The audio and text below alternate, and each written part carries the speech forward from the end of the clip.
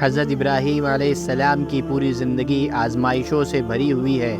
انہیں بڑے بڑے امتحان سے گزرنا پڑا، مگر ہر موقع پر اللہ تعالیٰ نے انہیں نجات دی۔ غور کیجئے کہ جب ان کے والد سمیت پوری قوم اور بادشاہ وقت نے پیغام حق سنانے کی وجہ سے دہکتی ہوئی آگ میں ڈالنے کا فیصلہ کیا، تو باطل پرستوں کا یہ خطرناک فیصلہ بھی حضرت ابراہیم علیہ السلام کے قدموں کو ڈگمگا نہ سکا۔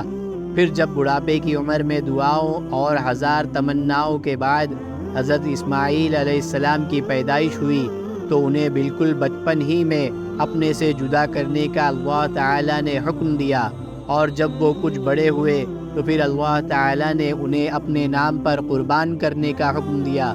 یہ سب ایسے سخت مراحل تھے کہ جہاں بڑے سے بڑے جوان مرد کے قدم بھی ڈگمگانے لگتے ہیں، مگر قربان جائیے حضرت ابراہیم علیہ السلام کی قربانی اور جذبہ اطاعت پر کہ حکم ملتے ہی اس کو پورا کرنے کے لیے تیار ہو گئے، اور ایک وفادار انسان کی طرح جو کچھ کر سکتے تھے کر گزرے۔ یقیناً ان کی یہ بے مثال اطاعت و فرما برداری پوری امت کے لیے ایک بہترین نمونہ اور عبرت ہے۔